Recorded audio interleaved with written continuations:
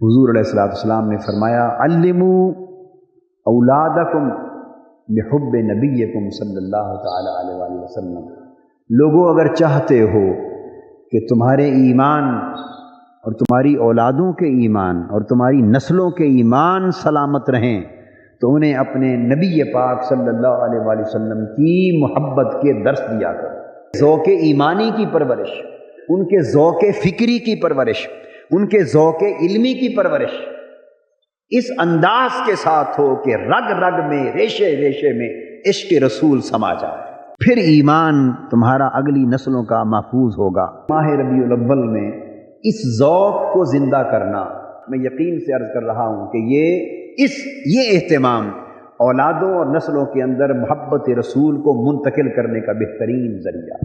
ہر سال یوم پاکستان آتا، 14 اگست آتا ہے یا نہیں آتا؟ تو جو 14 اگست آتا ہے آپ دیکھتے ہیں پورے پاکستان میں ہر طرف جھنڈے لگتے ہیں، پاکستان کے جھنڈیاں لگتی ہیں، اور پاکستان کے جھنڈے کے حوالے سے جھنڈیاں تیار ہوتی ہیں، اور راتوں کو اس رات کو چراغاں ہوتا ہے۔ کیا قرآن مجید میں حکم ہے اس بات کا؟ کیا حدیث پاک میں یہ آقا دو جہاں صلی اللہ علیہ وسلم کا حکم آیا ہے کہ یوم پاکستان یا اپنے اپنے ملک کا جو بھی یوم آئے اس ملک کے باشندے اسے اس اہتمام سے منائیں؟ ملک سے محبت کرنا تو دوسرے درجے کی بات ہے، اس سے پہلے درجے کی بات اور ساری کائنات کی محبتوں میں سب سے اعلیٰ درجے کی بات تو اپنے اللہ اور اس کے رسول سے محبت کرنا۔ اس طرح ملک کی بقا اور سلامتی کا تقاضا یہ ہے ملک کی محبت مختلف طریقوں سے گھول گھول کے انہیں پلائی جائے۔ ساری کائنات کے ملک ایک طرف اور حضور علیہ الصلوۃ والسلام کے جوڑوں کی دھول کا ذرہ ایک، وہ عزت ہے تو ملکوں کی بھی عزت ہے، اور یہ سامراجی برطانوی اور استعماری طاقتوں کی سازش ہے اسلام کے خلاف، تاکہ اسلام کے اندر سے محبت کے تصور کو جڑوں سے کاٹ کے رکھ دیا جائے۔ ہر یوم منایا جائے، کوئی فتویٰ نہیں۔ بانی پاکستان قائد اعظم کا یوم منایا جائے، کوئی فتویٰ نہیں۔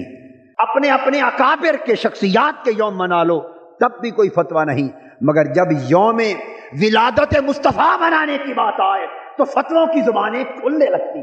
اعلیٰ حضرت مولانا احمد رضا خان رحمۃ اللہ علیہ فرماتے ہیں اور تم پر میرے آقا کی عنایت نہ سہی، ظالموں کلمہ پڑھانے کا بھی احسان گیا۔ یہ توپیں جو یوم پاکستان پر چلتی ہیں باہر میں جائیں وہ توپیں، اگر ولادت مصطفیٰ پہ نہ چلیں اور ملکوں پر چلیں۔ ہمارے تو سارے چراغاں نسبت رسول سے، نگاہ عشق و مستی میں وہی اول وہی آخر، وہی قرآن وہی فرقان وہی یاسین وہی طٰہٰ۔